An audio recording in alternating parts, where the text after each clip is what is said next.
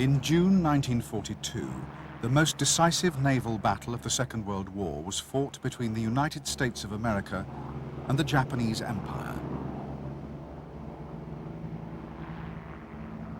Waged entirely by aircraft carriers, hundreds of miles apart, the Battle of Midway was the first major fleet encounter in which the ships on each side never came within visual range of enemy vessels. Victory or defeat depended not on the big guns of battleships, but on carrier-borne bombers and torpedo bombers flying over vast tracts of ocean to seek and destroy their targets. Midway was the dawn of a new era in naval warfare.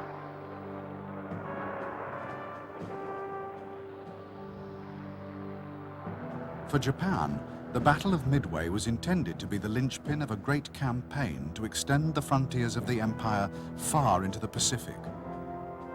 Midway Island, a vital American outpost, was to be attacked and invaded, and the United States Pacific Fleet, sailing to its defense with America's few precious aircraft carriers, would be ambushed and destroyed.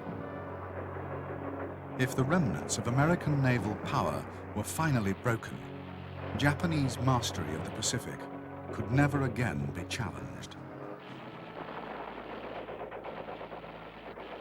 In fact, in the Battle of Midway, the Japanese carrier fleet, the mightiest in existence, was utterly destroyed, and Japan suffered her greatest defeat for over 300 years. At Midway, Japan, at the height of her military power, lost not only a major naval engagement, but in a single day doomed the Japanese Empire to ruin and defeat.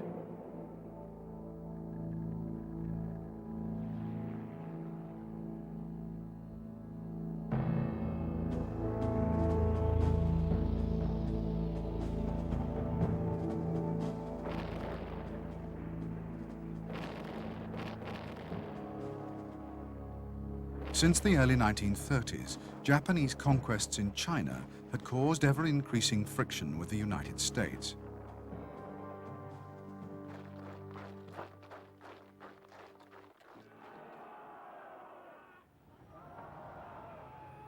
From mid-1940, the Americans had banned exports of arms, scrap iron, and other strategic materials to the Japanese Empire. Then, in July 1941, America led an international oil embargo and froze all Japanese overseas assets. The effect was devastating. Up to now, 90% of Japan's oil had been imported, and her stockpiles were rapidly dwindling. With time running out, a fateful decision was taken by the Japanese leadership: to invade and conquer neighboring territories rich in oil and other raw materials. First, a major obstacle would have to be eliminated: the American Pacific Fleet, anchored at Hawaii.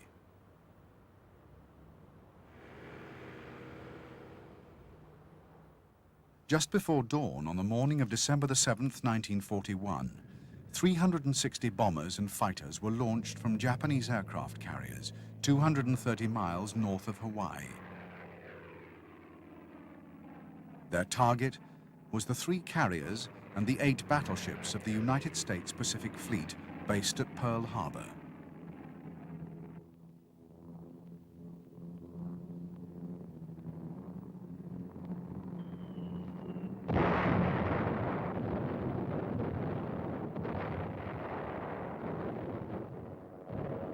Within 2 hours, 18 American warships, including 6 battleships, were sunk, and 90 more vessels were damaged by bombs or torpedoes.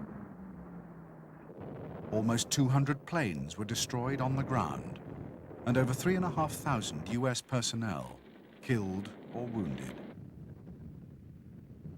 The Japanese lost only 29 aircraft.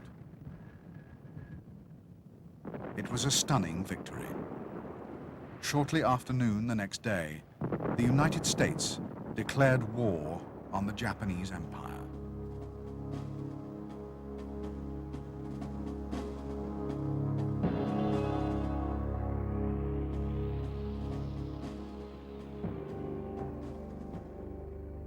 With the destruction of the US Pacific Fleet, the way was open for the Japanese campaign of conquest.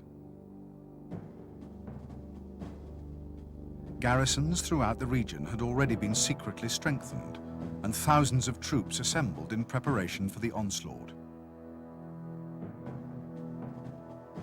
Hours after the raid on Pearl Harbor, Japanese planes attacked American air bases on Wake Island, Guam, and Luzon in the Philippines. With complete air superiority, the Japanese launched their invasions. Forces in French Indochina, already held by the Japanese, rapidly advanced into Thailand and Burma. Troops from the island of Hainan landed in Malaya. The same day, an advanced raiding force invaded the Philippines and was soon followed by landings in strength. Over the next 3 weeks, Wake Island and Hong Kong fell to the Japanese. Borneo and Celeb were invaded, and Sumatra was occupied. On February the 19th, Japanese aircraft carriers launched a lightning raid on Port Darwin in northern Australia, sinking 12 merchant ships and eliminating Darwin as a valuable Allied base. Early March saw the climax of the Japanese expansion, the inevitable occupation of Java. In a little over 3 months, Japan had conquered a quarter of the Pacific Ocean.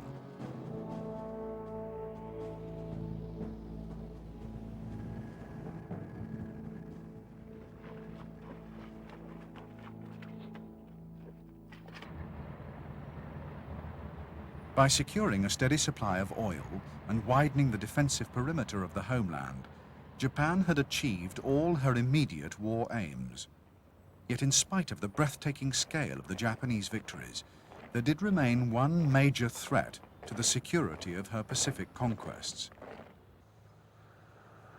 3 aircraft carriers of the United States Pacific Fleet had escaped the carnage of Pearl Harbor, and within weeks they had each become the nucleus of a new task force. After minor raids on the Marshall and Gilbert Islands, 2 of the American carriers set sail on one of the most audacious missions of the Pacific War, to bomb Tokyo, the heart of the Japanese Empire.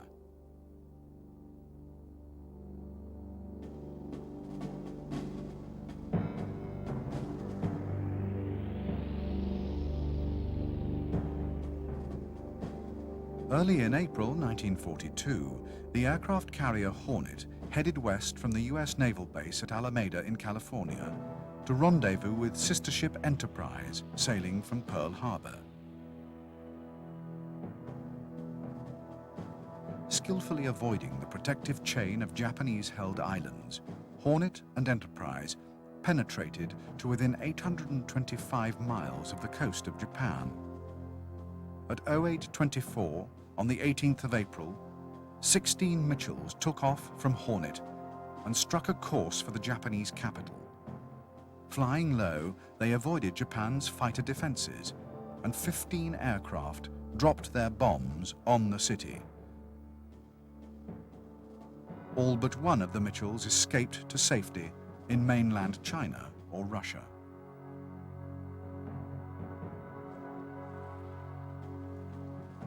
In the wake of the attack that became known after its commander as the Doolittle Raid, there was consternation amongst Japanese military leaders. Although the raid had caused only minor material damage, it had struck an immense blow to Japan's national pride. The need to protect the emperor was at the very core of the armed forces' being, and an agony of shame swept through the high command.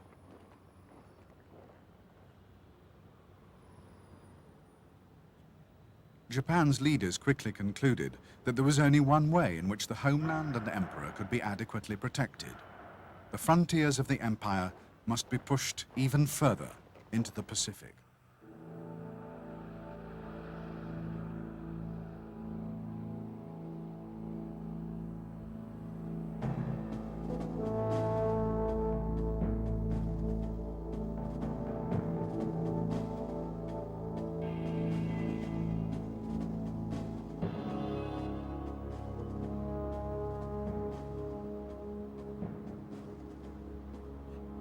In October 1941, General Hideki Tojo had been appointed Prime Minister of Imperial Japan.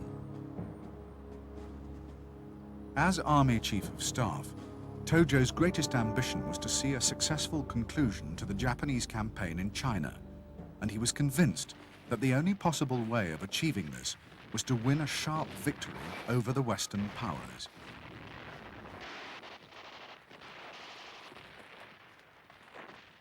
On his appointment as Prime Minister, General Tojo had kept his post as Chief of Staff and the job of War Minister.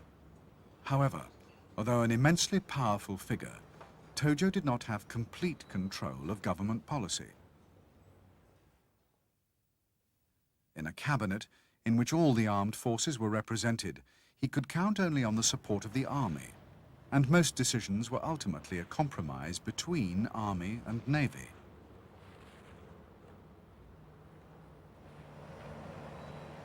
Even before the Doolittle raid, extending the perimeter of the empire into the Pacific had been a cherished ambition of an influential naval faction. After the raid, arguments between the army and navy evaporated. Because the proposed operation would demand little army participation, Tojo finally gave his support.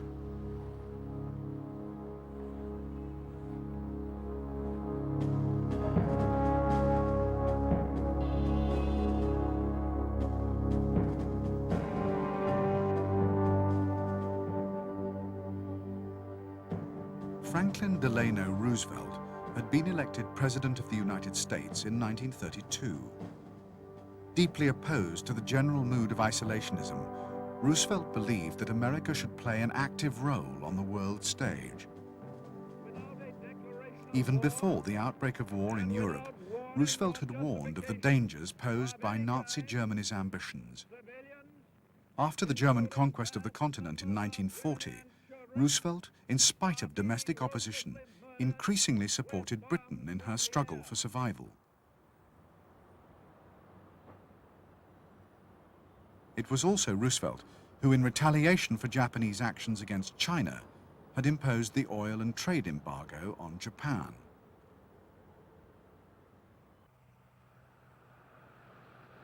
As a former Assistant Secretary to the Navy, and now as its Commander-in-Chief, Roosevelt took a special interest in the service. He chose his own flag and staff officers and was so determined that the Navy should be run by the best man for the job that he even selected a member of the opposition Republican Party, Frank Knox, to head the Navy Department. Under Roosevelt and Knox, the naval budget steadily rose. Even after Pearl Harbor, Roosevelt believed, contrary to the wishes of the American public, that the war in Europe should be given priority over actions in the Pacific. He understood that enormous resources would be needed to push back the tide of Japanese conquests, and until the full might of American industry could be brought to bear, the United States would have to concentrate on holding the line.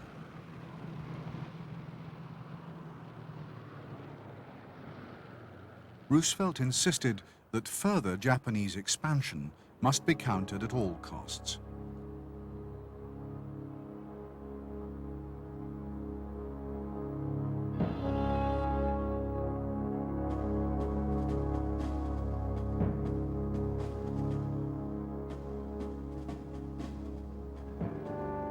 The extension of the Japanese defensive perimeter in the Pacific, although logistically complex, was expected by the Imperial High Command to pose few real problems.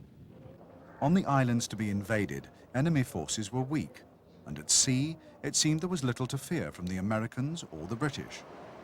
The Japanese Navy, the driving force behind the plan, was supremely confident.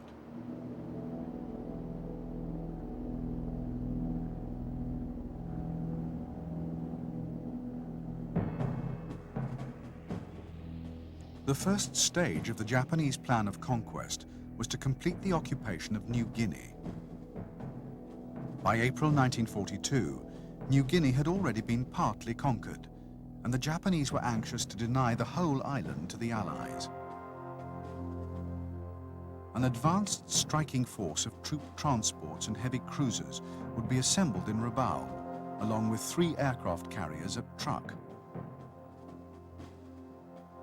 The force from Rabaul would sail south, then split into 2 divisions. The first was to seize Tulagi in the Solomon Islands. The second, supported by 1 aircraft carrier from Truk, was to capture Port Moresby. The remaining 2 carriers would enter the Coral Sea and engage any enemy found there.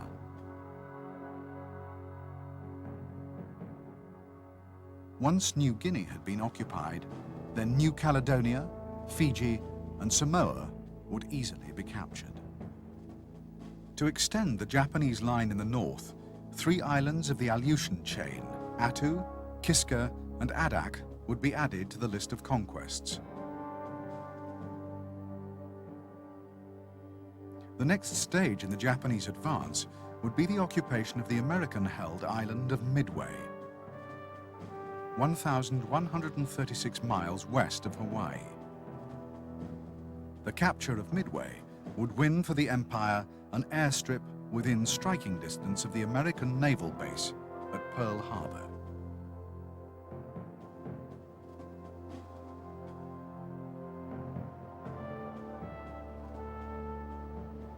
Although the capture of Midway would provide a vital stepping stone in any future action against Hawaii, the operation would also have another equally important objective.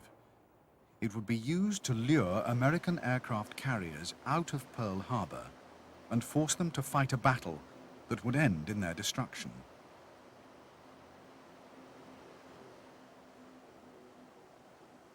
The plan to capture Midway and defeat the American carrier fleet was a complex and intricate combination of invasion, diversionary action, and ambush.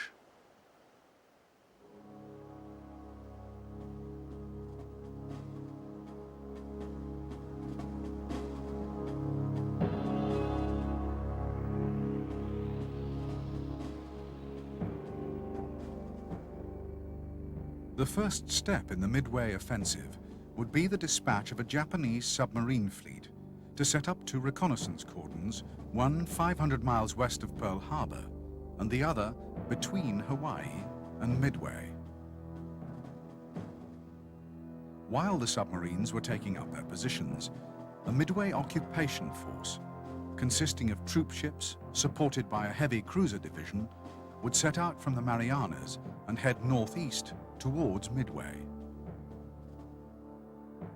To destroy Midway's defenses and ambush the American carrier fleet, a carrier strike force was assembled, made up of 4 aircraft carriers, supported by battleships, heavy cruisers, and a powerful destroyer screen. The carriers and their support would sortie east through the Bungo Channel. They would be followed by a main force of 6 battleships. To the north, the Aleutian Islands would be attacked by a second task force of carriers and transports, escorted by cruisers, destroyers, and battleships. The Aleutians' operation had a secondary purpose. It would divert the Americans from the impending attack on Midway, tempting them to send a carrier north. To intercept any US warships dispatched from Pearl Harbor, the Japanese fleet would be redeployed to lie in wait. To the south, the Japanese carrier strike force would approach to within 250 miles of Midway and attack the airfield, hangars, and shore installations. The invasion would quickly follow. As the Midway landings were in progress, the carrier strike force and the main force battleships, redeployed 500 miles from the island, would lie in wait. When the Americans sailed from Pearl Harbor and were detected by the submarine cordon around Hawaii, or long-range reconnaissance patrols flying from the Marshall Islands, the Japanese carriers would engage.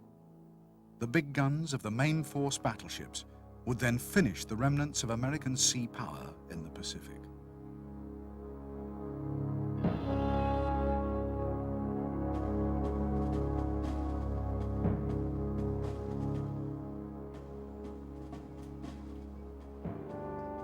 By the spring of 1942, the Japanese Navy code JN-25 had been partly broken by US naval intelligence. However, the cipher was complex, and many messages still remained difficult to understand. Commander Joseph Rochefort was head of the Naval Communications Intelligence Unit at Pearl Harbor. It was Rochefort who finally succeeded in adding a piece of the cipher jigsaw vital to the Midway operation.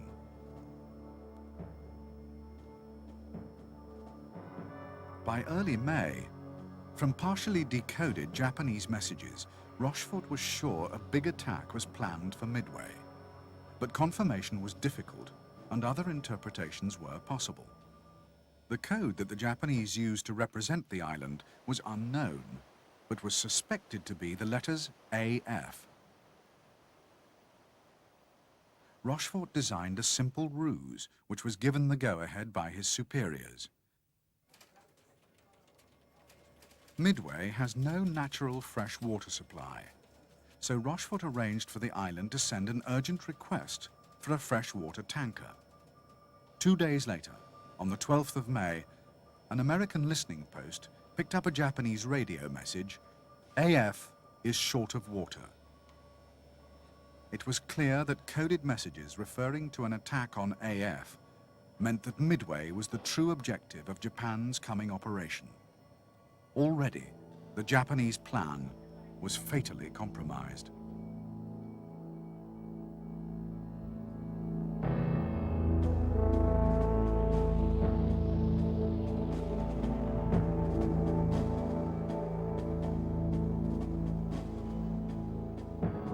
Although the Americans would be heavily outnumbered in the coming battle, thanks to the codebreakers at Pearl Harbor, they could at least now estimate the probable date of the attack to within a few days, somewhere between the 4th and the 8th of June. Knowing that the Japanese invasion of the Aleutians was merely a feint, the Pacific Fleet could afford to concentrate its strongest naval force in the Midway area. Furthermore, because they knew that Japanese aircraft carriers would be lying in wait, the Americans could ignore the actual invasion force and go all out for the enemy carriers.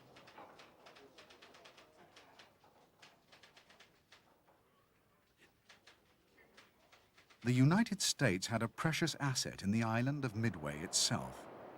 Dive bombers, torpedo bombers, and even heavy B-17s could be stationed there to attack the Japanese fleet. As an unsinkable airbase, the island would be invaluable as an emergency landing strip for carrier aircraft, crippled or running low on fuel.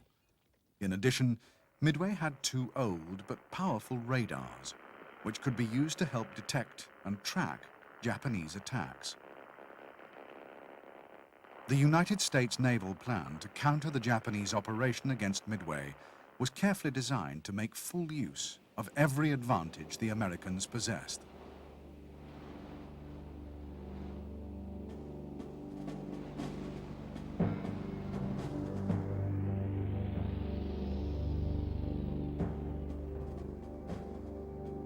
The American defense of Midway would hinge on the ability of 2 carrier task forces to find and destroy the Japanese fleet. Task Force 16, based around the carriers Enterprise and Hornet, would be first to sail from Pearl Harbor. Task Force 17, with the carrier Yorktown, would follow 2 days later.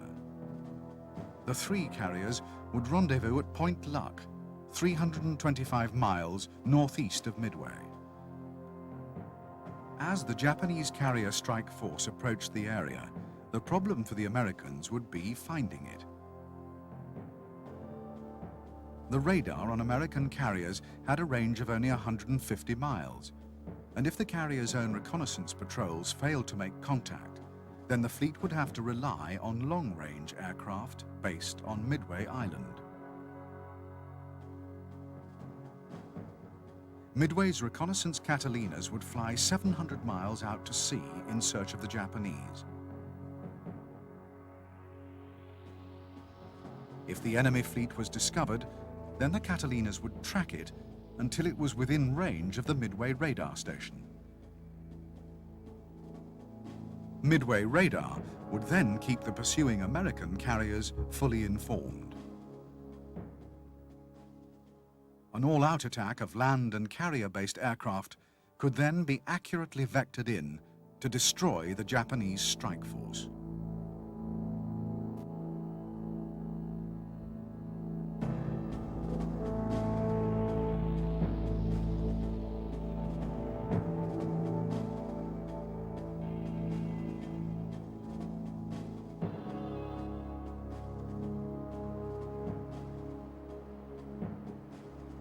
Admiral Isoroku Yamamoto, author of the plan to defeat the United States Navy at Midway, had been appointed Commander-in-Chief of the Japanese Combined Fleet in 1939.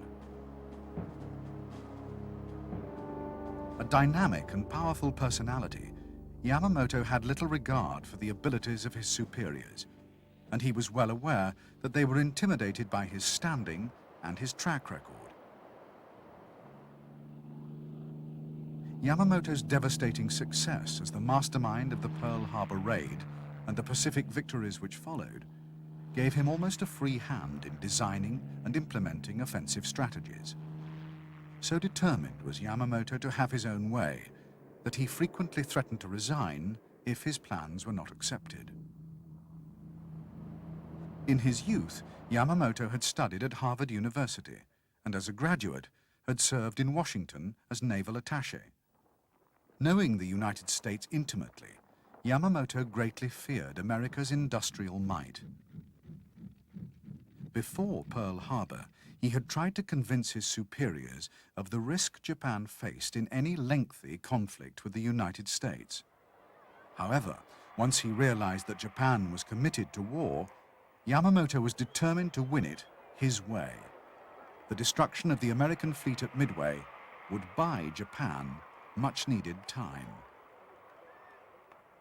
Yamamoto's dream was the Kasen-Kantai, the great decisive battle which would force the Americans to negotiate a peace. He understood that a fleet engagement was a reckless gamble, but as an inveterate poker and shogi player, he was convinced that the only possibility of victory lay in staking everything on just one card.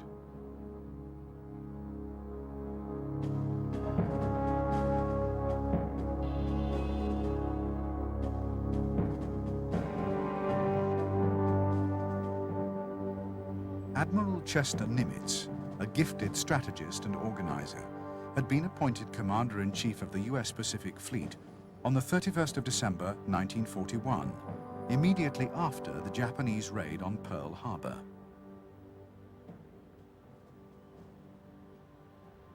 Nimitz believed that the Pearl Harbor disaster had not been the result of incompetence, and his subsequent policy of retaining all officers in their posts did much to raise morale in the American Pacific Fleet. Nimitz's personable style of management, plus a remarkable gift for trusting subordinates to do their jobs without interference, would prove crucial in the battle ahead.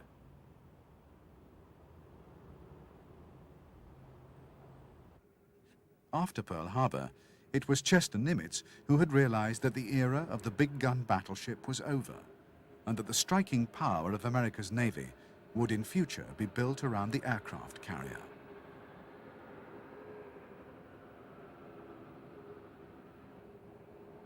While under Nimitz's direction, America's carrier-building program was accelerated.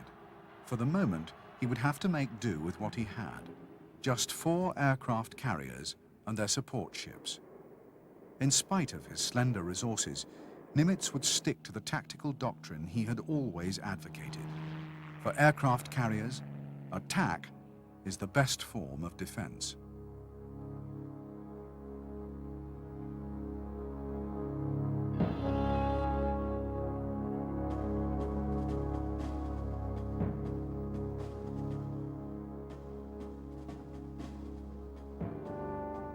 To the Japanese Navy, the outcome of the forthcoming battle was never in doubt. So far, the war had yielded an unbroken string of successes, and the certainty of victory was shared by all ranks.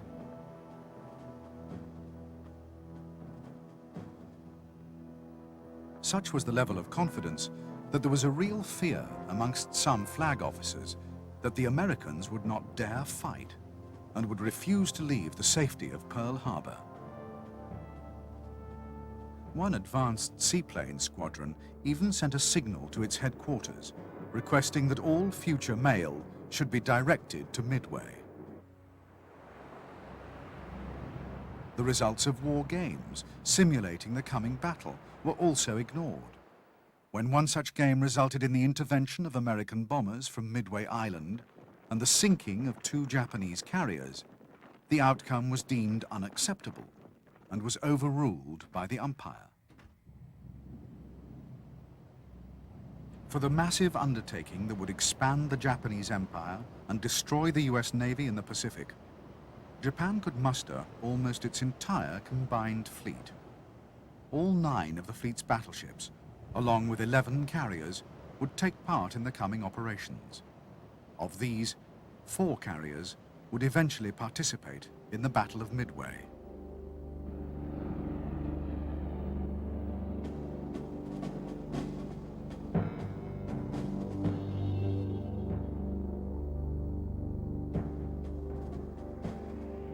Akagi, or Red Castle, was laid down as a battle cruiser in 1920. 2 years later, she was converted into an aircraft carrier. In 1934, Akagi was extensively modified to accommodate 30 more aircraft, taking her battle complement to 91. Akagi was one of only 2 carriers ever built, with the bridge on the port side.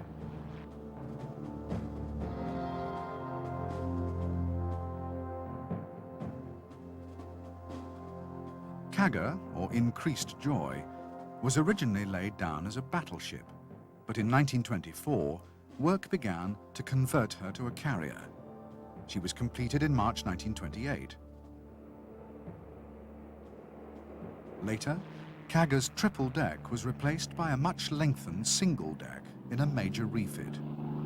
Her aircraft capacity was raised from 60 to 90.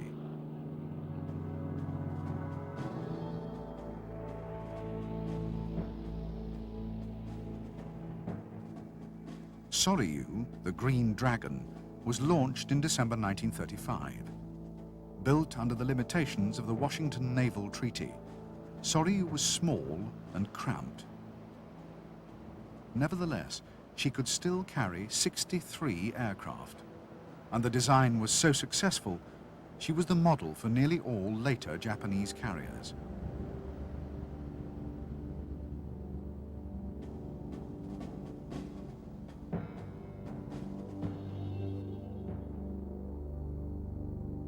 Hiryu, the Flying Dragon, like Akagi, had her bridge on the port side. Because of the universal tendency of pilots to veer left in an emergency, the design caused many more landing accidents. Hiryu was, however, very much more seaworthy than her predecessors. Her complement of aircraft was 63.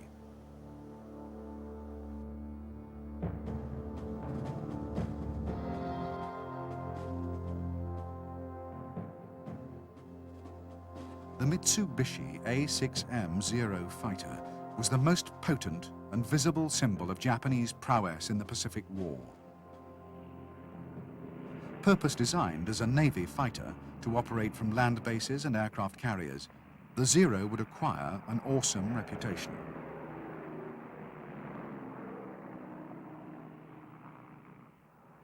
The Zero had a remarkably clean airframe and was very light in weight. The result was high speed and excellent fuel economy. However, these advantages were achieved at the expense of pilot protection. The Zero had no armor and no self-sealing fuel tanks. More Zeros would be built than any other type of Japanese aircraft.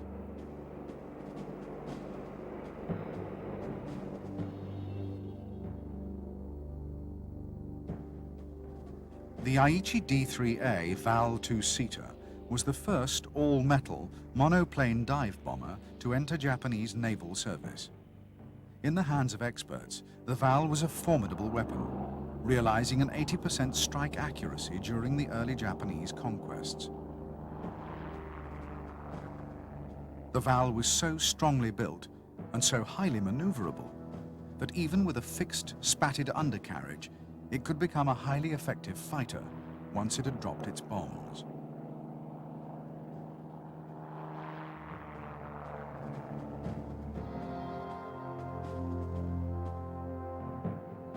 Although the Nakajima B-5N Kate was slow and poorly protected, it was, at the time of Midway, the best aircraft of its type in the world. On its introduction in 1937, it had boasted many advanced features, such as folding wings, a retractable undercarriage, and integral wing fuel tanks. Effective as a conventional bomber, as a torpedo bomber, the Kate was devastating. The aircraft was armed with the excellent Type 91 torpedo. The Type 91 could be dropped at 200 miles per hour and from a height of up to 300 meters, a valuable protection against anti-aircraft fire.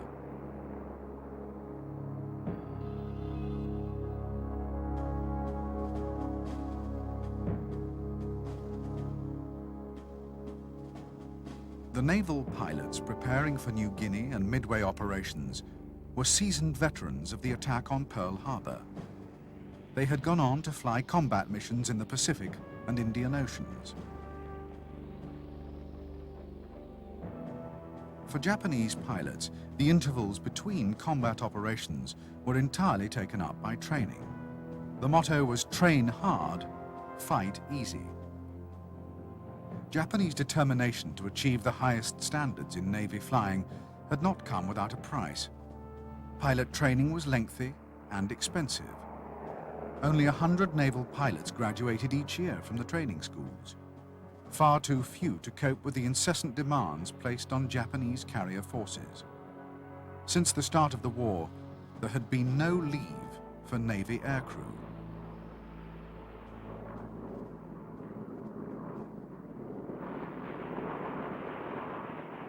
The training of Japanese sailors and flight deck personnel was, if anything, even more arduous than that undergone by their pilot comrades. The men were conscripts, hardened by harsh discipline, and ceaseless battle drill meant that a ship could be brought to action stations and a complete strike force launched within 5 minutes. During the heat of battle, a flight could be rearmed, refueled, and airborne again within 1 hour.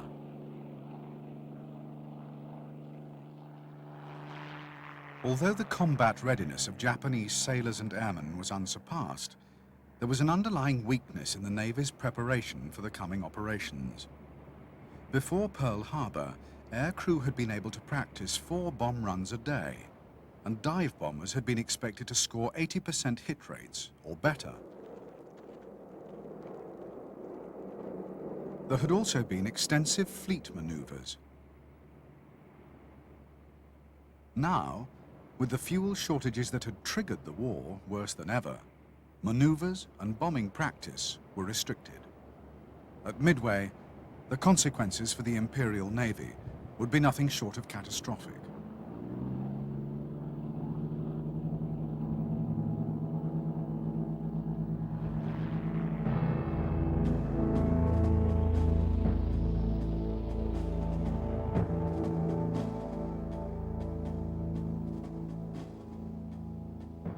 Soon after the attack on Pearl Harbor, it had become clear to senior American naval commanders that although the damage done was severe, it was far from the fatal blow the Japanese had intended. The Pacific Fleet's priceless aircraft carriers had escaped. The Japanese had failed to destroy ship repair yards, and they had ignored the base's fuel depots, leaving vast supplies of oil intact. In spite of Japanese efforts, Pearl Harbor still played host to a powerful American naval presence.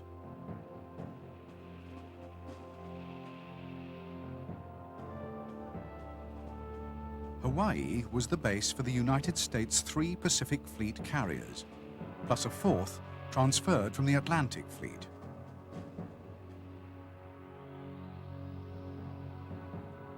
Each carrier was supported by its screen of up to 2 heavy cruisers and 5 destroyers. Nearly 20 submarines protected the waters around Oahu and Midway Island.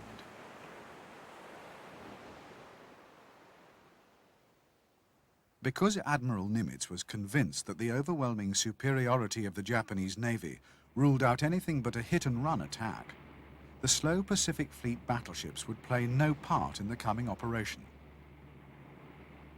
Those that had been repaired after the Pearl Harbor attack were sent to San Francisco to patrol the west coast of the United States. Everything would now depend on the speed and long-range hitting power of American aircraft carriers.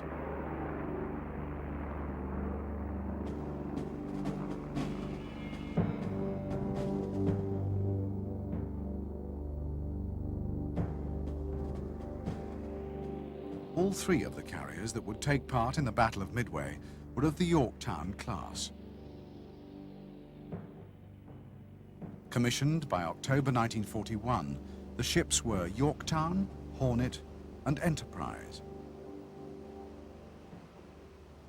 Although slightly slower than its Japanese equivalent, the Yorktown class was capable of carrying an extra 20 aircraft. Yorktown carriers were notable for their advanced damage control systems. To minimize the risk of fire, aviation gas fuel lines could be filled with carbon dioxide when an enemy attack was imminent.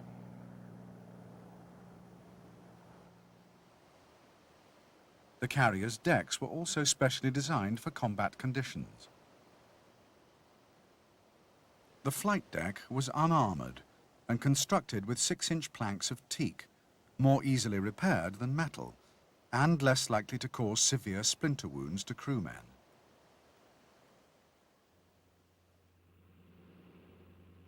Unlike Japanese carriers, the Yorktowns were all equipped with radar, which could detect aircraft flying up to 30,000 feet and at a range of over 100 miles.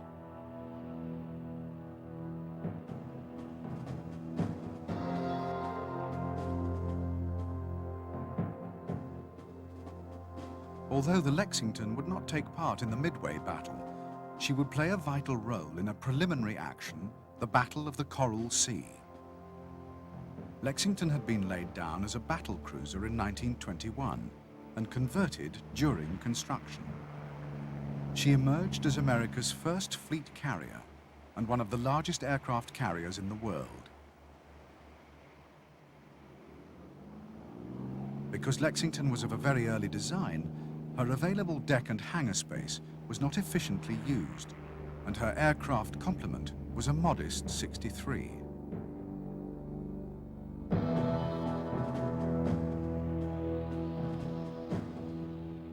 Originally designed as a biplane carrier fighter, the Grumman Wildcat had been replanned on the drawing board as a mid-wing monoplane.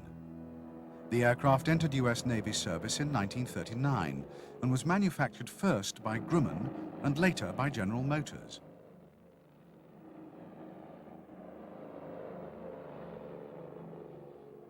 Powered by a Wright Cyclone 9-cylinder radial engine, the Wildcat was slower than its opposite number, the Zero. However, its maneuverability, heavy 6-gun armament, effective armor and rugged construction meant that Wildcats could often survive battle damage that would spell disaster for any other fighter. Nearly 8,000 Wildcats would see service in World War II.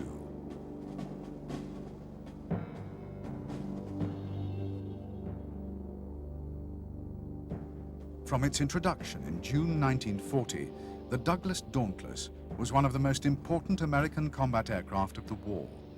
In the first half of 1942, the Dauntless saw more action than any other type.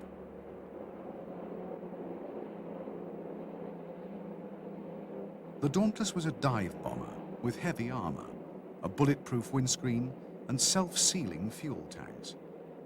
It was powered by a 9-cylinder Wright Cyclone radial engine. Because of its great stability in flight, the aircraft was known affectionately to its pilots as the Barge. When it first entered service with the US Navy, the Dauntless was the best carrier-based dive bomber in the world. The aircraft would be responsible for sinking more Japanese shipping than any other Allied weapon, and at Midway would account for all Japanese ship losses.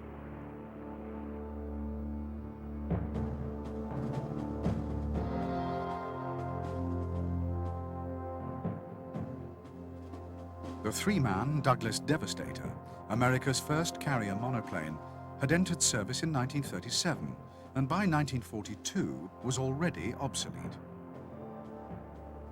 It was slow, lightly armed, and had a poor rate of climb. At Midway, Devastators would suffer appalling losses, and the battle would be the aircraft's last major action of the war.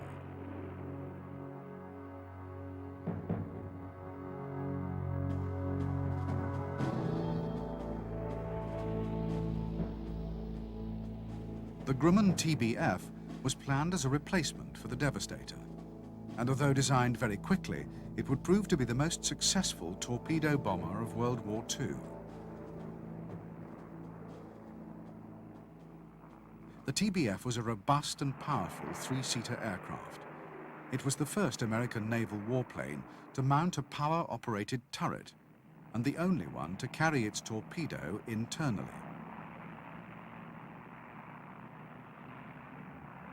The TBF entered service early in 1942, but only 6 were available for the Battle of Midway. All were stationed on Midway Island. It would be the TBF's first combat action, and in memory of the men lost during the battle, the aircraft would afterwards be renamed the Avenger.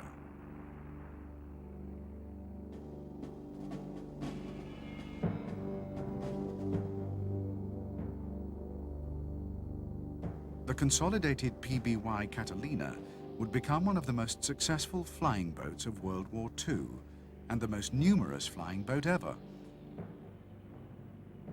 The Catalina was unique as the first flying boat to feature cantilever wings which needed no supporting spars. It also had stabilizing floats which could be retracted to form the wingtips in flight. The resulting aerodynamic efficiency made for speed and long range.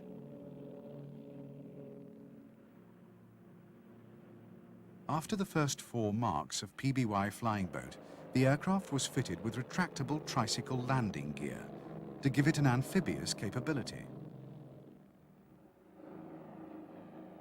Although able to carry a heavy bomb load, in the Battle of Midway, it would be the long-range reconnaissance capability of the Catalina that would prove invaluable to the Americans.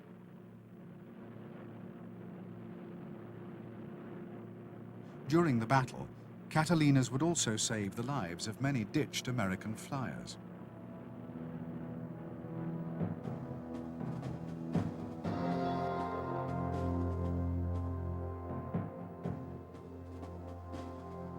The B-17, a 4-engined heavy bomber, had first entered service with the United States Army in June 1939. Although the aircraft would win fame as a strategic bomber, for political reasons the original specification was for a long-range anti-shipping weapon, the role it would in fact play in the Battle of Midway.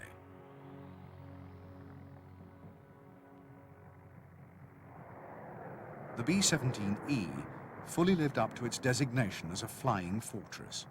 Intended to operate in self-defending formations, the B-17E mounted 2 hydraulically operated turrets, one of them a retractable ball underneath the aircraft. Altogether, the fortress carried 11 machine guns and was fitted with self-sealing fuel tanks and extensive armor.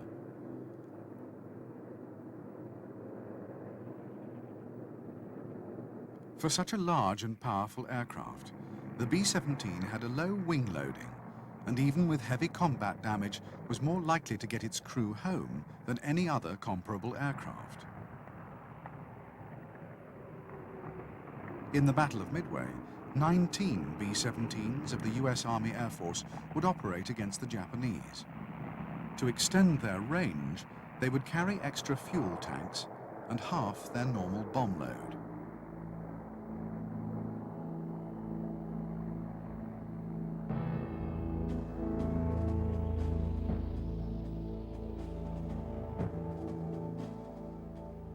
The Japanese attack on Pearl Harbor had united the American people at a single stroke.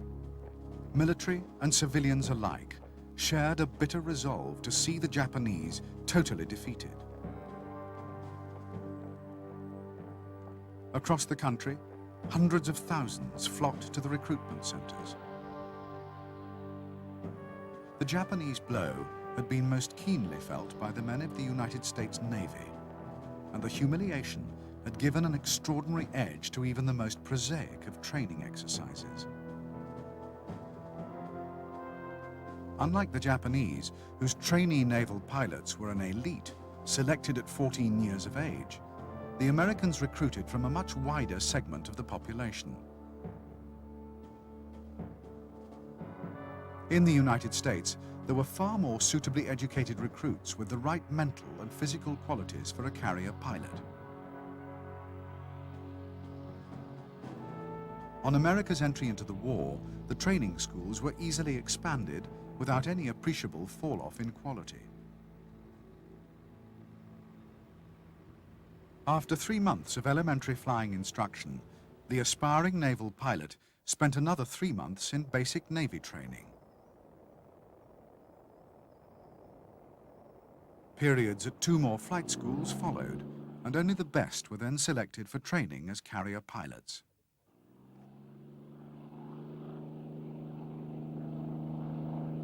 In spite of the excellence of US Navy flight training, American carrier pilots would go into battle with little more than half of the 700 hours flying time acquired by their Japanese counterparts.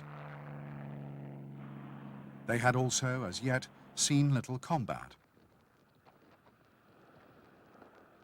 Some had taken part in raids on the Gilbert and Marshall Islands, which had been mounted as much for training and morale as for any strategic reasons. But the actions had been minor and had met little serious opposition. As for flight deck crew, American performance was at least as effective as the Japanese. The men were just as capable of launching a wave of strike aircraft within 5 minutes. Where the Americans did have a real edge on the enemy was in damage control.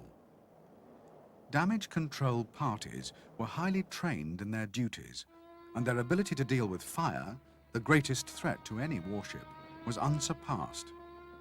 At the Battle of Midway, the relative damage control skills of each side would prove a key factor in deciding the outcome of the fight.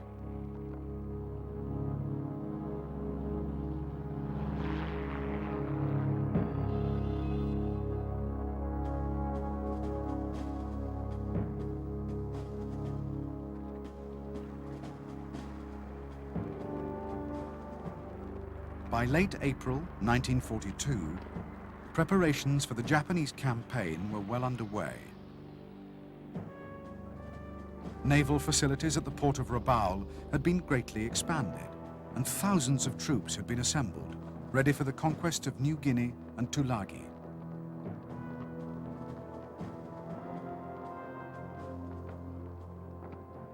The troop transports were ready to sail, along with their escorts of cruisers and destroyers. The Japanese anticipated little opposition on Tulagi, and once the island had been captured, the Port Moresby assault would follow. In both cases, the Japanese expected that surprise would be on their side.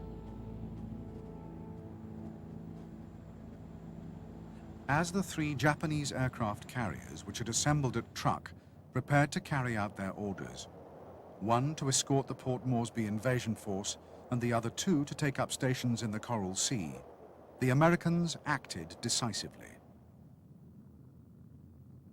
A task force, based around the carriers Yorktown and Lexington, was sent racing to intercept the Japanese. On May the 1st, south of the Solomon Islands, the carriers rendezvoused with a powerful force of Australian cruisers. The stage was set for the Battle of the Coral Sea, the first clash in an epic confrontation that would change the course of the Pacific War.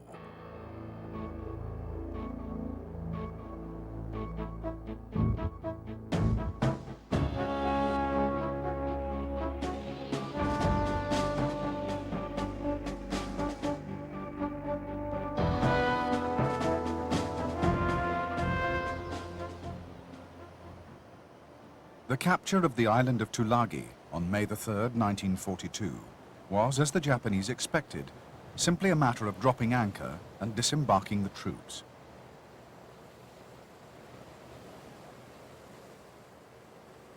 Tulagi's tiny garrison of Australians had already been evacuated.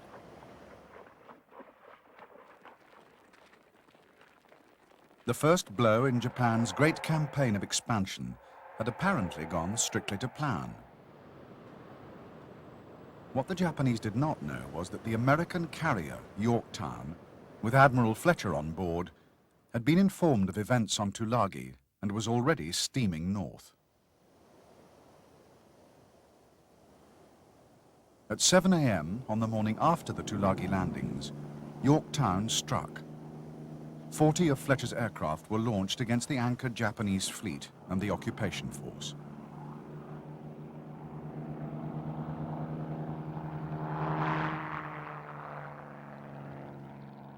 In a little over an hour, the American bombers and torpedo bombers had sunk or damaged a destroyer, 3 minesweepers, a number of landing craft, and several seaplanes. For the Japanese, it was the first unsettling evidence that American carriers lurked in the area. On only the second day of operations, events were already taking an ominous turn.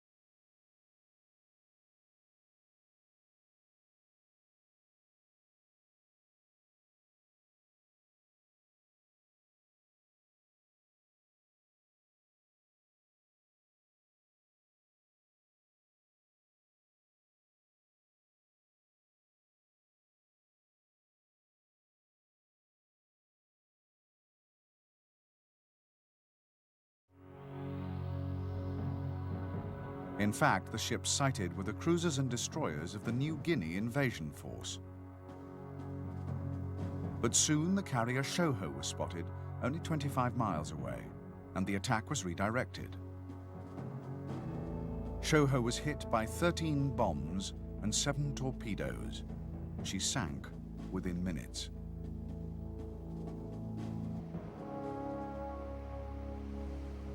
For the Imperial Navy, the loss of Shoho was deeply traumatic.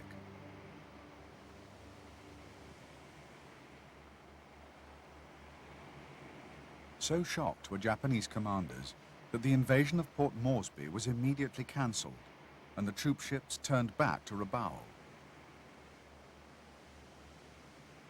On the American side, there was jubilation. A pilot's radio report of the Shoho sinking Scratch 1 flat top would become the most famous signal of the Pacific War.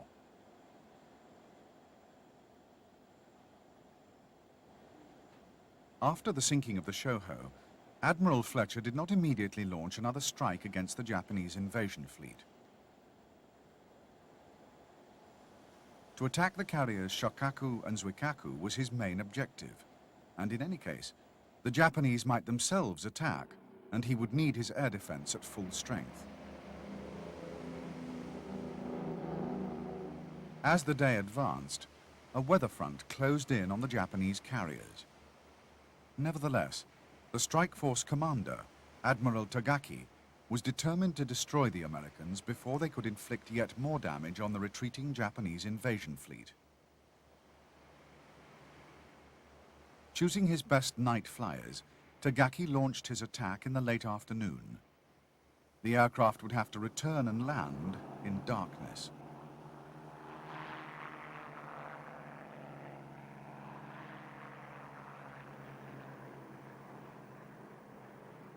The Japanese raiders, in spite of the poor weather, passed close to the American carrier group. The Americans, with the benefit of radar, easily detected the enemy formations and vectored their fighters to intercept.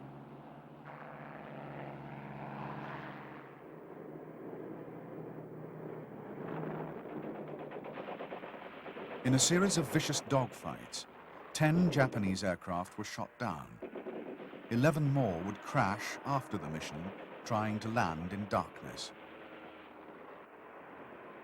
For the Japanese, the raid was a fiasco.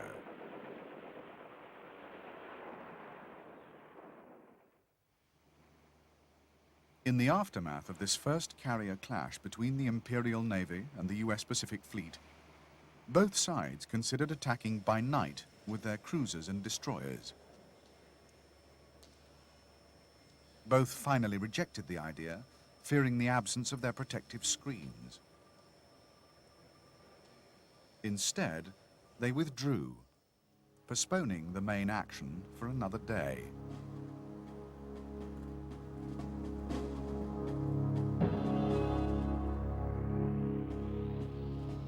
On the morning of May the 8th, the American and Japanese fleets were more than 100 miles apart. The Japanese had the benefit of low cloud cover, while the Americans were exposed under clear blue skies. At 0600, both sides launched their reconnaissance aircraft, and within 2 hours, each fleet had discovered the other.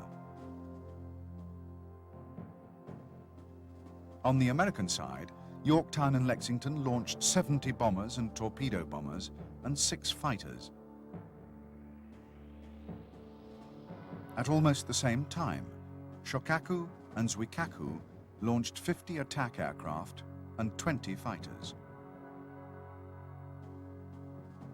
Although the Japanese carriers were close together, Zuikaku was hidden by cloud, and it was Shokaku who fell victim to the Americans. She was hit by 3 bombs and so badly damaged that she would later be unable to recover her aircraft. Most would be forced to ditch in the sea. The American carriers, using their radar, detected the approaching Japanese raiders 70 miles away. 12 Wildcat fighters were scrambled, but only 3 reached a high enough altitude to attack, and no Japanese aircraft were destroyed. Yorktown was first to be hit. A single bomb found its target. The next victim was the larger and less maneuverable Lexington. 2 bombs struck her deck, inflicting minor damage, but far more seriously, 2 torpedoes impacted on her port side.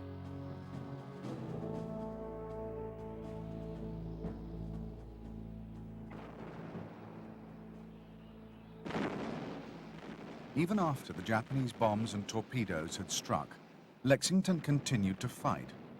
But soon after the battle, she began to list to port.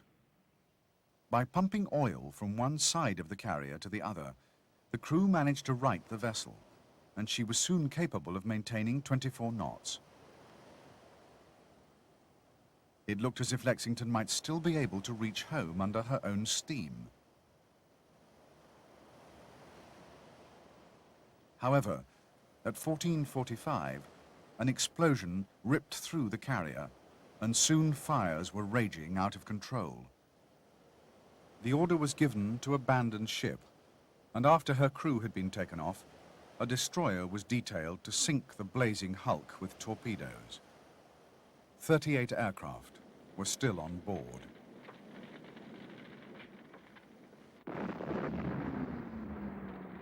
The destruction of Lexington meant that the Battle of the Coral Sea was a tactical victory for the Japanese. The light carrier Shoho had been exchanged for the far more formidable Lexington. However, the Imperial Navy had been far more badly damaged than it seemed.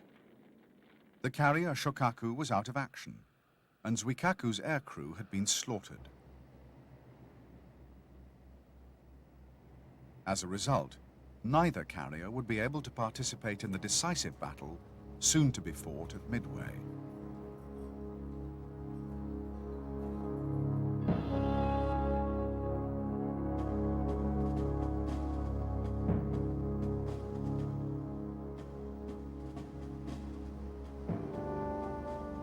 In the aftermath of the Coral Sea battle, the Japanese made a fatal error.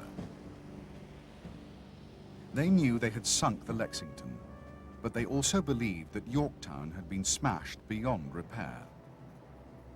Even with two of their own heavy carriers out of action and the loss of the Shoho, they were certain that the balance was still in their favor. The remaining Japanese carriers, supported by battleships and heavy cruisers, would still have more than enough firepower to send the American Pacific Fleet to the bottom of the ocean.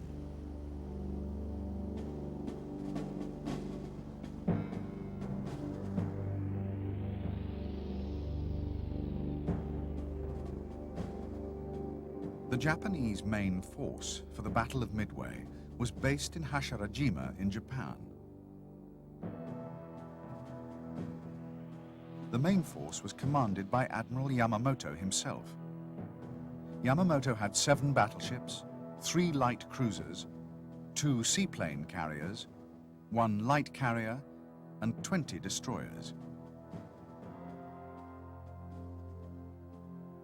Attached to the main force was Admiral Chuichi Nagumo's carrier strike force, the most powerful carrier fleet in the world.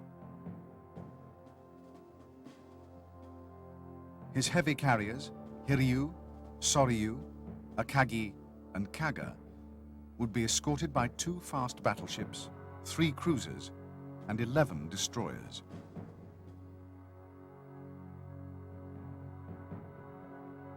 The Midway invasion force was commanded by Admiral Nobutake Kondo.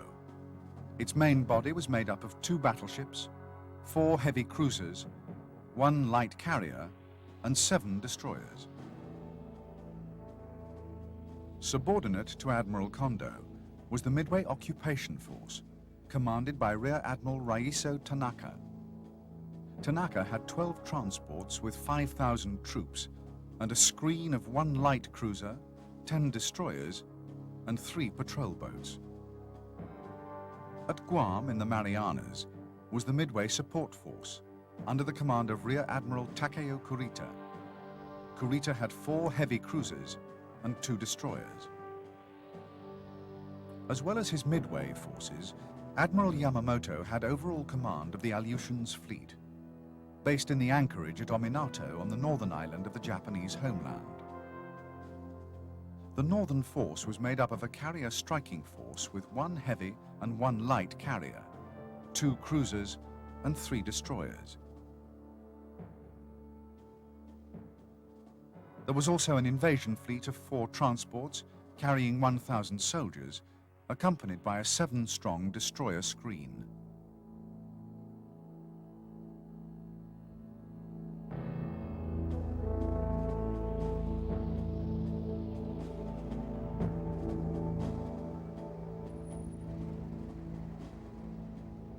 With the Lexington sunk and Yorktown badly damaged in the Coral Sea, the US Pacific Fleet had been critically weakened.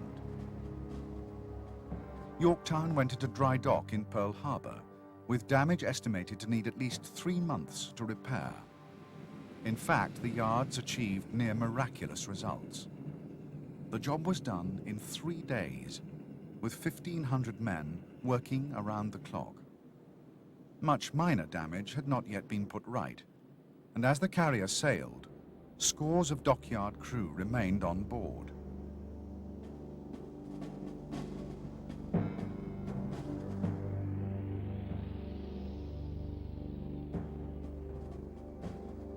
Admiral Chester Nimitz, overall commander of the US Pacific Fleet, would stay in Pearl Harbor throughout the Battle of Midway, communicating with his ships by radio. Nimitz divided his carriers into two task forces. Task Force 17 was commanded by Admiral Frank Fletcher, veteran of the Coral Sea. Fletcher had Yorktown as his flagship, 2 cruisers and 6 destroyers. Fletcher also had operational command of Task Force 16, led by Admiral Raymond Spruance. Spruance had the carriers Enterprise and Hornet, along with 2 cruisers and 11 destroyers. From Pearl Harbor, Admiral Nimitz deployed 19 submarines for reconnaissance and attack, which would patrol off Midway and Hawaii. He would also call on aircraft based on the island of Midway itself. The US Army Air Force had 4 B-26 and 19 B-17E bombers. The Marines fielded 20 Buffalo and 7 Wildcat fighters. They also had 11 Vindicator and 16 Dauntless bombers. The Navy had 38 Catalinas and 6 TBF torpedo bombers. The island was also defended by the 6th Marine Defense Battalion of 3,000 men.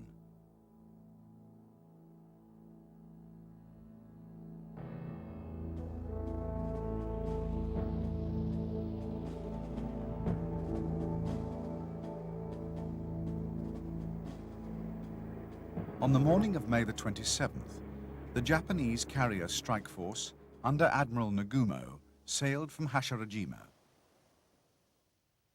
By nightfall, they had entered the Pacific and were heading for Midway. The following day, the Aleutians invasion force and the main body of warships sorted from Ominato. At the same time, far to the south, the Midway invasion force with its escort of destroyers and the invasion support force of heavy cruisers sorted from the Marianas. Last to leave port on the 29th were the invasion force main body and Yamamoto's fleet, each of battleships, cruisers and destroyers.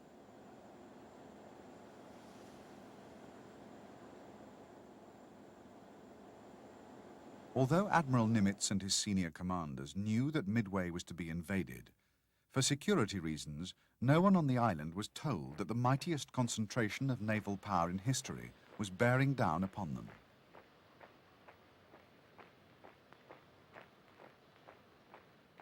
Piecemeal, Midway's marine garrison was reinforced, and the island's anti-aircraft defenses were strengthened. Every day, the Catalina flying boats patrolled the ocean around the island in greater numbers, although none of their crew yet knew precisely what they were searching for.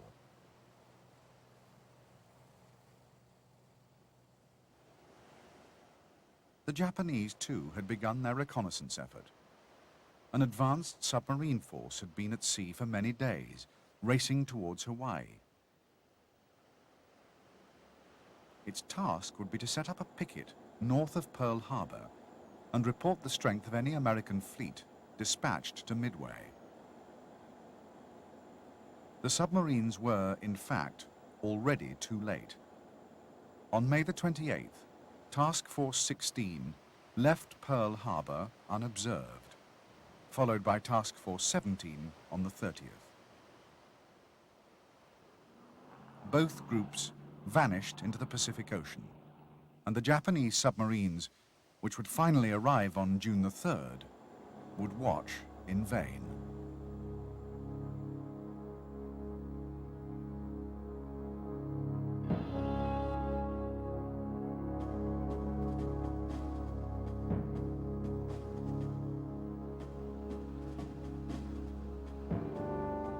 By June the 2nd, the Japanese northern force was ploughing its way through the North Pacific towards the Aleutians. The islands, although of immense strategic importance to the United States, were sparsely manned, the only forces of any consequence deployed at Dutch Harbor. The Americans, expecting the Japanese attack, flew repeated reconnaissance missions, but because of poor weather, failed to locate the enemy. The Japanese at first fared little better, but a second strike group did succeed in bombing Dutch Harbor.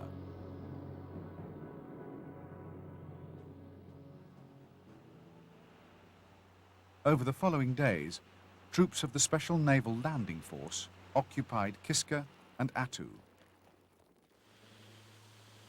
Although the Aleutians operation was, in tactical terms, a complete success, and the Japanese occupation of the islands would be a thorn in the American side for some time to come, the primary objective of the invasion had failed. The Americans, instead of dispatching strong naval forces north, away from Midway, ignored the diversion. A key element in the Japanese plan failed completely.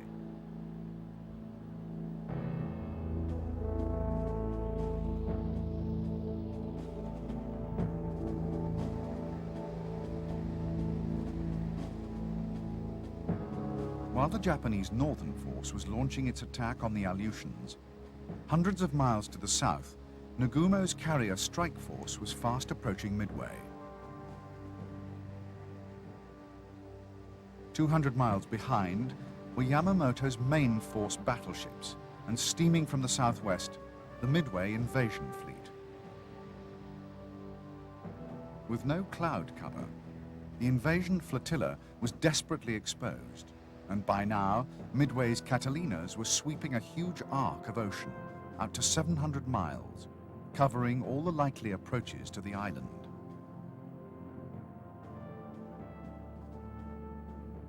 It was on June the 3rd, at 09:04, that a Catalina made the first sighting of Japanese ships off Midway. The pilot reported 2 cargo vessels. 21 minutes later, another Catalina, flown by Ensign Jack Reed, and just beyond the extreme limit of its allotted search, spotted a large formation of ships. The message dispatched to Midway read, "Sighted main body," and a few minutes later gave its bearing and range.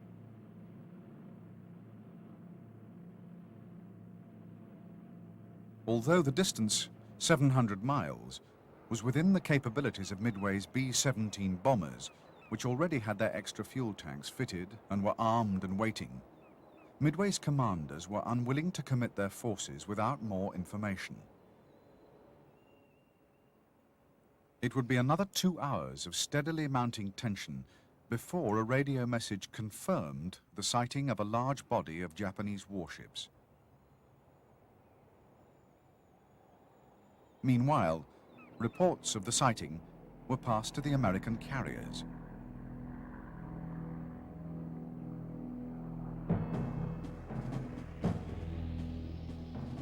The 2 American carrier task forces were waiting 325 miles to the northeast of Midway. The Catalina's report placed the Japanese main body to the southwest. However, Nimitz was confident of his intelligence sources and certain that the ships were only the Japanese invasion force.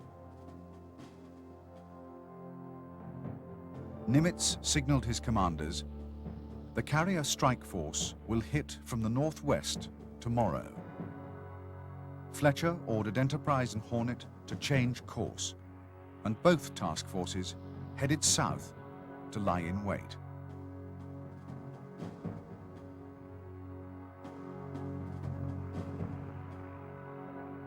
With the sighting of the Japanese invasion fleet confirmed, Midway's B-17s were finally given the order to attack. at 12:25 hours, 9 bombers lumbered down the island's runway to launch the first attack of the Battle of Midway.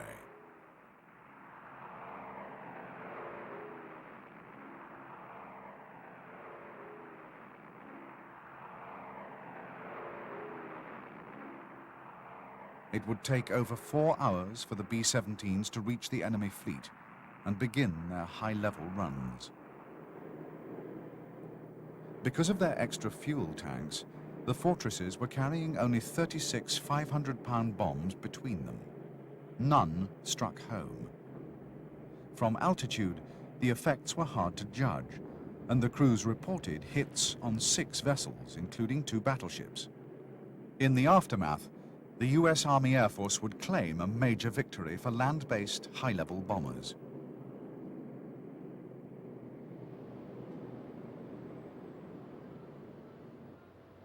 Throughout the night of June the 3rd, the atmosphere on Midway was tense but confident. The reports of the B-17 crews were encouraging. Everyone believed that at least some damage had been done to the Japanese fleet. During the night, a Catalina torpedo attack on the invasion transports did succeed in hitting 1 Japanese oiler. Insignificant in real terms, but heartening for the waiting Marines.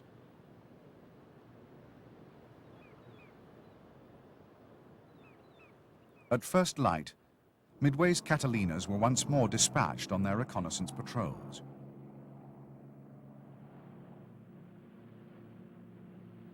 Because a Japanese raid on the airfield was almost certain, the B-17s were ordered to take off once more to prevent them being caught on the ground.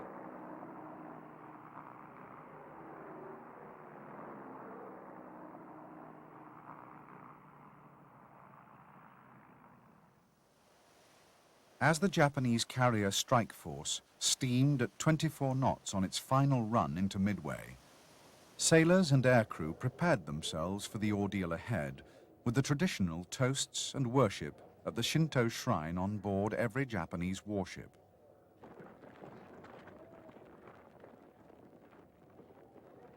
All were keenly aware that they were about to strike the first major blow in a battle on which depended not only their own lives, but the future of the Japanese Empire.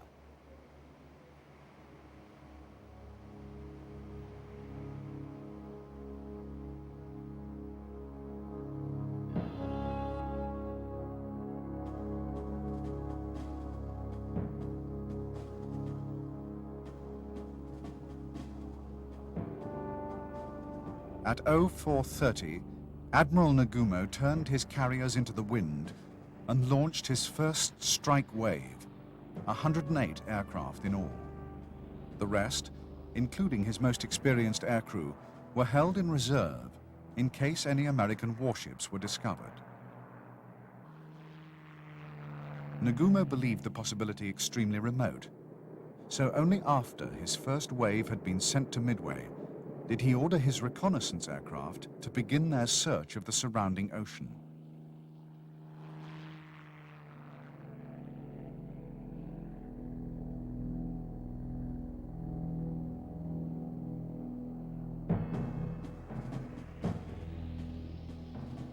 The search, mounted by the Japanese carrier strike force, was conducted by only 7 aircraft from 5 ships. Akagi and Kaga each launched 1 VAL at 04:30. Both aircraft were to search 300 miles out and could cover an area 60 miles wide. At the same time, the battleship Haruna launched 1 float plane with a range of 150 miles. The cruisers Tone and Chikuma were each to dispatch 2 float planes, but technical problems delayed Tone's aircraft for up to half an hour, and one of Chikuma's developed engine trouble and would have to turn back. The search was dangerously incomplete.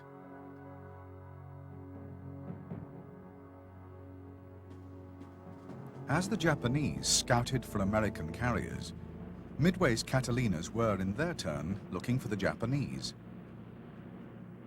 At 0530, a single enemy carrier was sighted. On Midway Island and on the ships of the American task forces, the effect was electrifying. The Japanese were exactly where Admiral Nimitz had expected them to be. Shortly after the first sighting, one more vital piece of information was received from the Catalinas. A wave of strike aircraft was approaching the island.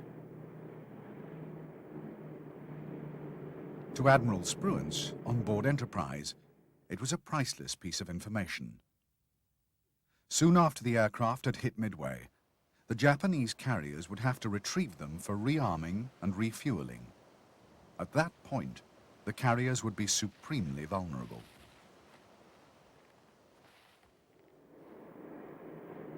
As the Japanese strike wave came within range of Midway radar, all the island's remaining aircraft were scrambled.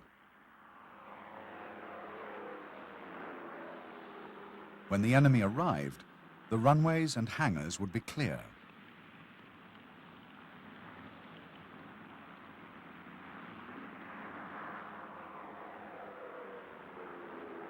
Midway's fighters would be waiting to meet them, and the island's force of bombers and torpedo bombers would already be on their way to strike back at the Japanese carriers.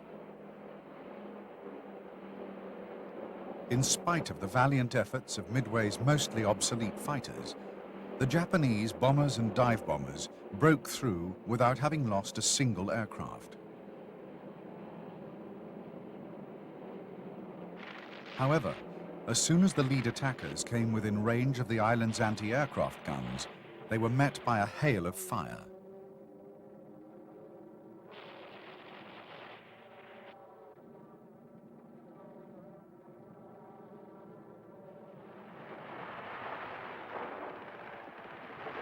Finding no American planes on the ground, the bombers attacked and destroyed Midway's oil tanks on Sand Island. At the same time, the dive bombers targeted the airfield and hangars on Eastern Island and destroyed virtually every building in sight.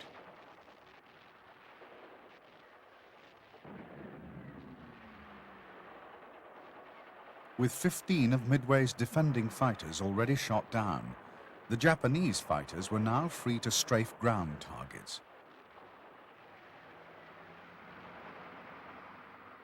They too met a murderous hail of anti-aircraft fire. In all, 6 Japanese aircraft would fall to Midway's guns.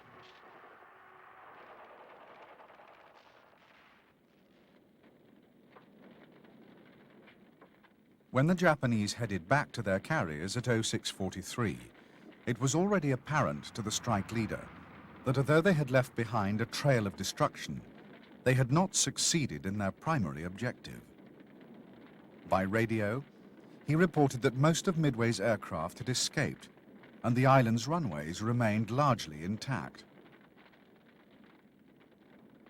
Midway's bombers were still a serious threat to the Japanese fleet. Even before the strike wave had returned to its carriers, Admiral Nagumo was ordering a second attack on the island. Only moments later, there was dramatic confirmation of the threat Midway's aircraft posed to Nagumo's carriers. 6 American TBF torpedo bombers and 4 B-26 medium bombers suddenly bore down on the Japanese carrier fleet. The screening destroyers and cruisers put up a storm of anti-aircraft fire. At the same time, 10 Zero fighters of Akagi's Combat Air Patrol swooped in to attack. The TBFs did succeed in launching at Akagi, but violent maneuvering saved the Japanese carrier. Savaged by the Zeros and by furious anti-aircraft fire, only 1 TBF and 2 B-26s survived the raid.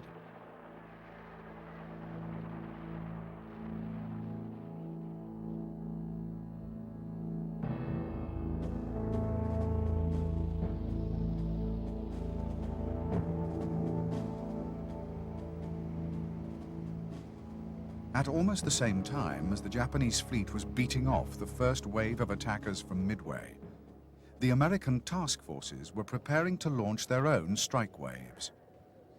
Reconnaissance had now confirmed that there were not one, but two enemy carriers in the area. Such a target was simply too good a chance to miss.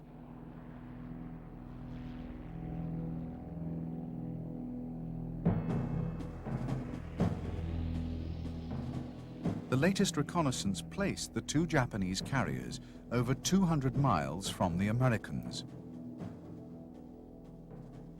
The maximum range for an airstrike was around 150 miles, so the first priority was to close the gap.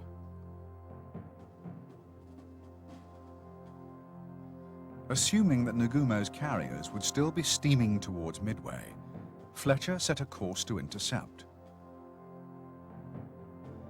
Only Spruance's Task Force 16, with Enterprise and Hornet, was to be sent.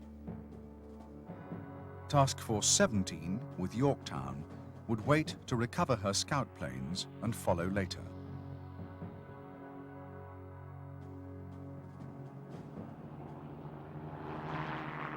If the Americans were to catch the Japanese as they rearmed aircraft returning from the attack on Midway, they would have to launch their first strike wave around 0700 hours. Although the range was closing quickly, it was still too great for the Devastator torpedo bombers to strike and return home. They would be sent regardless. Those that survived the raid would have to ditch in the sea. Altogether, Hornet and Enterprise launched 29 Devastator torpedo bombers and 72 Dauntless dive bombers. For fighter cover, there were 20 Wildcats. Admiral Spruance was aware that only 2 of at least 4 Japanese carriers had been located, and kept 36 fighters to defend his task force from any Japanese counterattack. As the strike groups from Hornet and Enterprise set course for the enemy fleet, Yorktown, her scout planes now recovered, raced to catch up with Task Force 16. At 0838, Admiral Fletcher launched his strike aircraft.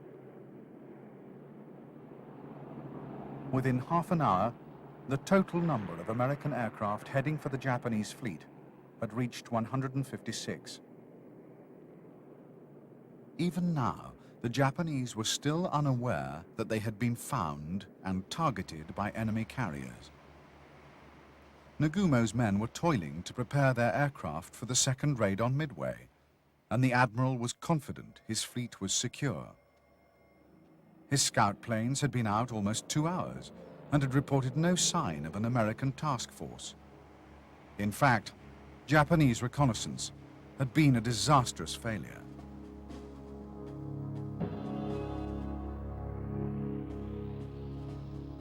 By now, Task Force 16, steaming towards Nagumo's fleet, was well inside the search area of the Japanese scout planes.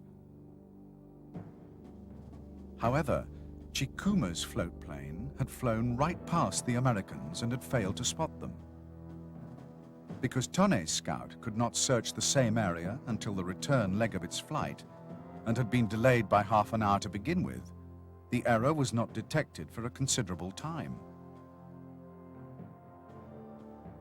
When it was, at 0725, the pilot's report mentioned only enemy surface ships. As a result, Nagumo now believed there was no immediate threat from American carriers.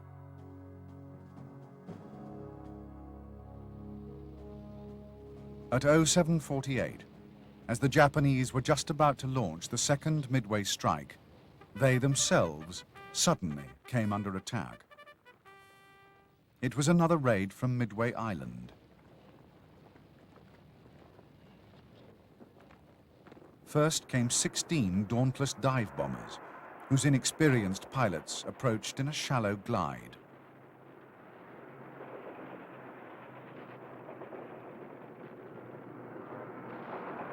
The Zeros of Nagumo's combat air patrol destroyed half their number before they even reached the carriers. Next came Midway's B-17s, dropping their bombs from 20,000 feet. Not a single Japanese vessel was hit. Midway's marine vindicators were equally unsuccessful.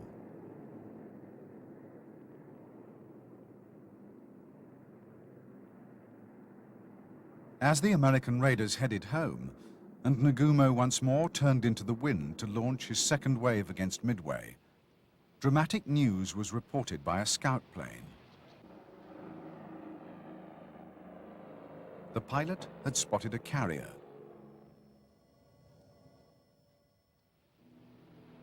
For Nagumo, the revelation could not have come at a worse moment.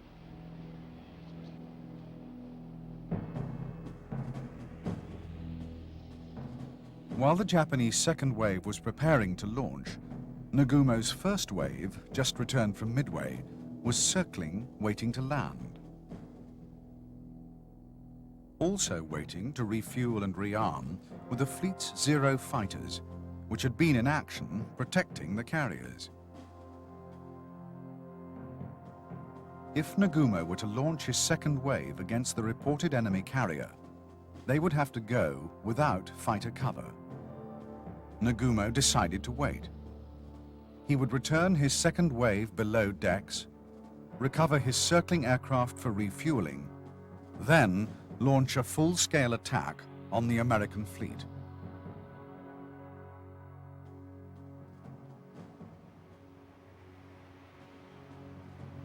At 09:17, with all their aircraft recovered, the Japanese carriers, up to now heading towards Midway, turned east-northeast to close with the American force.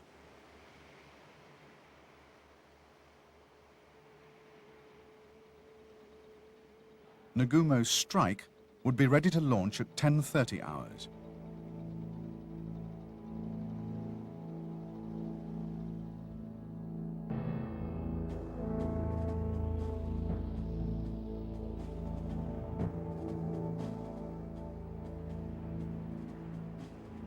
As the Japanese surged ahead at 30 knots, the decks of Nagumo's carriers were chaotic. Flight crew struggled frantically to refuel and rearm their aircraft. Bombs and torpedoes lay everywhere, and there was no time to follow safety procedures. And unknown to the Japanese, who had no radar, the first American torpedo bombers were only 3 minutes away.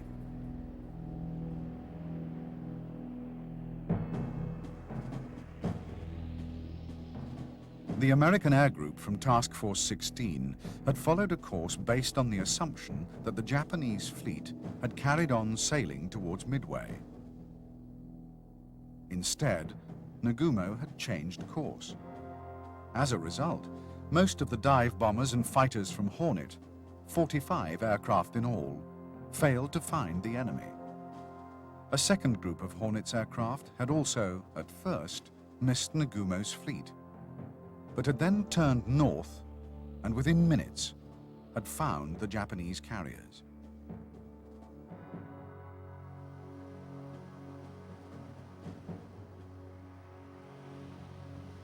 The first target for Hornet's torpedo bombers was Akagi.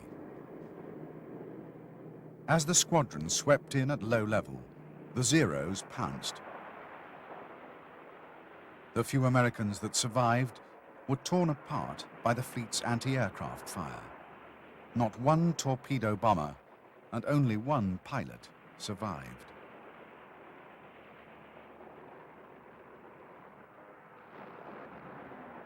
Within minutes of the first raid, torpedo bombers from Enterprise and Yorktown began their attack. Once again, the American pilots were slaughtered, and no enemy ships were hit. Only 6 raiders survived.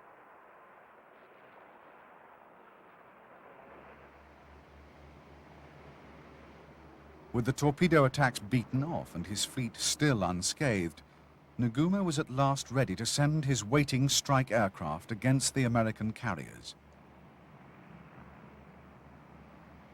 Just as the launch signal was about to be given, American dive bombers, which had been lurking high in the clouds, pounced on the carriers. The first victim was Kaga. The time was 10:20 hours.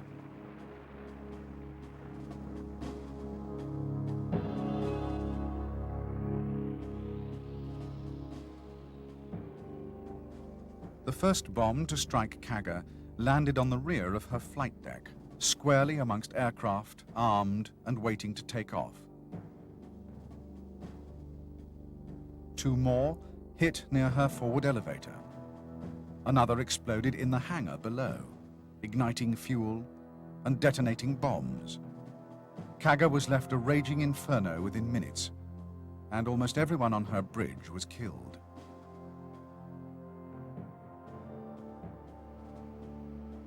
As Kaga burned, Akagi was launching its first Zero fighter for the attack that was supposed to smash the American fleet.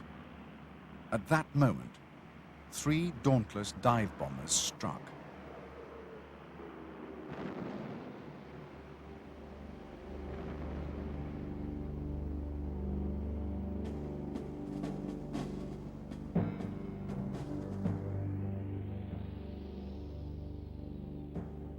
The first hit on Akagi landed near her midships lift and exploded in the hangar.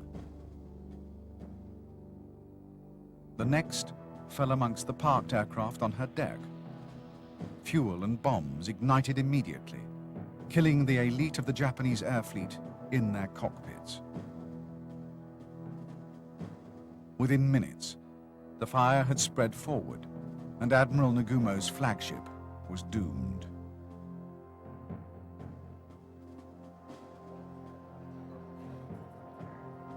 The next victim of the American dive bombers was Soryu. Just after 10:25, 3 bombs smashed into the carrier's flight deck.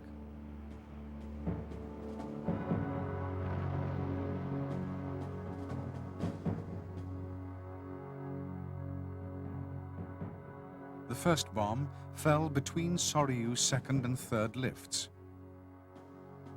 The next landed in front of the forward lift and penetrated to the hangar, detonating bombs, torpedoes, and fuel. The third struck on the rear deck, completely destroying her waiting strike wave.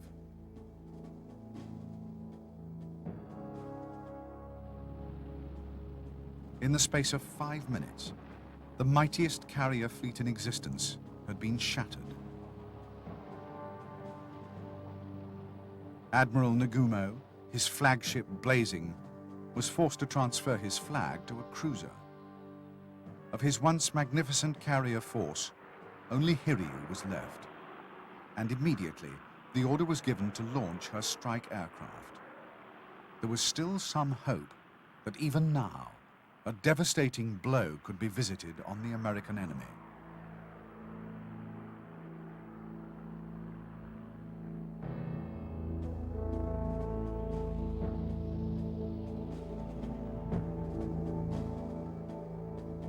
The first wave of Hiryu's strike force was made up of 18 Val dive bombers and 6 Zero fighters.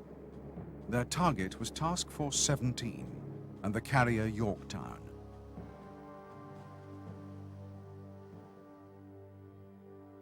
Shortly before noon, the Vals were detected by Yorktown's radar. Already, 12 Wildcat fighters were in the air covering the carrier, and another 15 were on deck refueling. These were ordered to launch at once. At the same time, Yorktown's aviation gas lines were shut down, and her fire suppression system was activated. The Japanese strike wave, approaching at 10,000 feet, ran straight into Yorktown's fighter defenses. 10 were shot down by the Wildcats. The 14 survivors headed straight for the American carrier.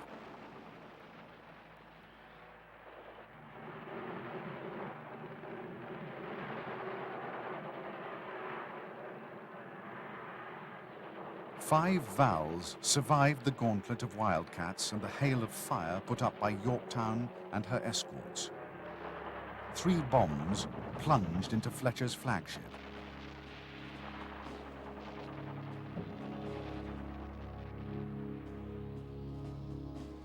The first bomb struck Yorktown's flight deck and exploded. The second penetrated and burst below the funnel, damaging all but one of the ship's boilers and destroying her radar room.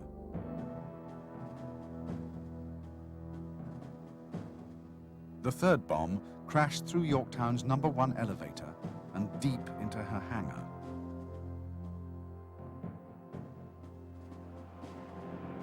In spite of being hit by 3 bombs, so good was Yorktown's damage control that potentially catastrophic fires were quickly put out.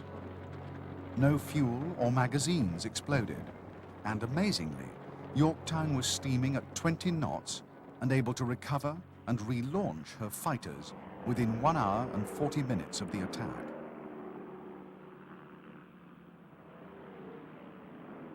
By now, the surviving Japanese carrier, Hiryu, had launched her second wave, a scratch force of 10 Kate torpedo bombers and 6 Zero fighters.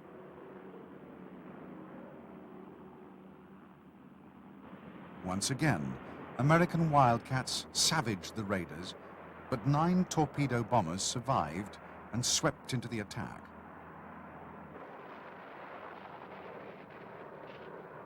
Because Yorktown was no longer belching smoke, she was mistaken for one of her unscathed sister ships. Although 5 more Kates were destroyed by anti-aircraft fire, 4 launched their torpedoes. Yorktown was hit twice on the port side, and one of the raiders deliberately crashed onto her deck. Within seconds of the strike, Yorktown was racked by explosions and began to list to port. At 1500 hours, the order was given to abandon ship. As the first of Yorktown's crew were being taken off by her attendant destroyers, aboard Enterprise, Admiral Spruance received news from a scout aircraft that Hiryu had been spotted.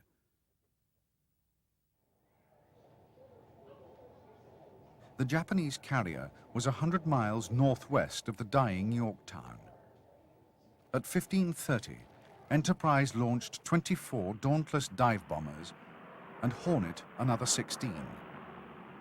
Meanwhile, Hiryu was recovering and refueling her last remaining aircraft for a third strike against the American carriers. At 17:05, the Dauntlesses, undetected by Hiryu's combat air patrol, screamed down out of the sun. Hiryu maneuvered violently, but 4 bombs found their target.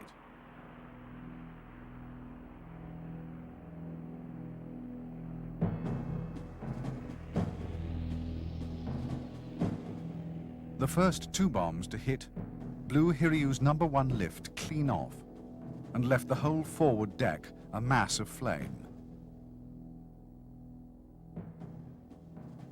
The other 2 penetrated to the hangar, where bombs and fuel exploded violently.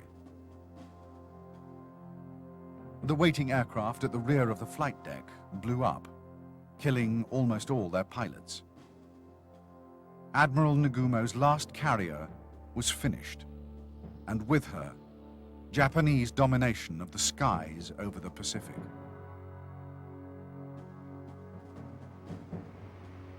When Admiral Yamamoto learned of the catastrophe that had befallen his fleet, he did not at once abandon all hope.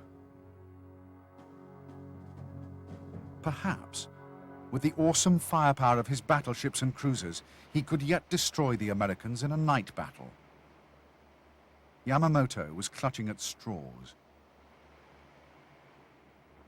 That evening, American carriers sailed eastward, and Yamamoto could no longer force a battle before daylight exposed his ships to air attack.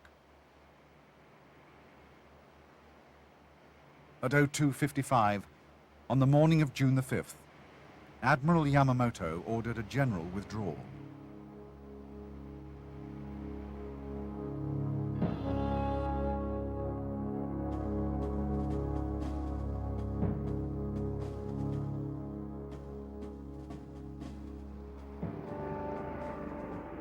On the morning of June the 6th, strike waves from Enterprise and Hornet added to the American tally of 4 Japanese carriers by sinking one cruiser and damaging another.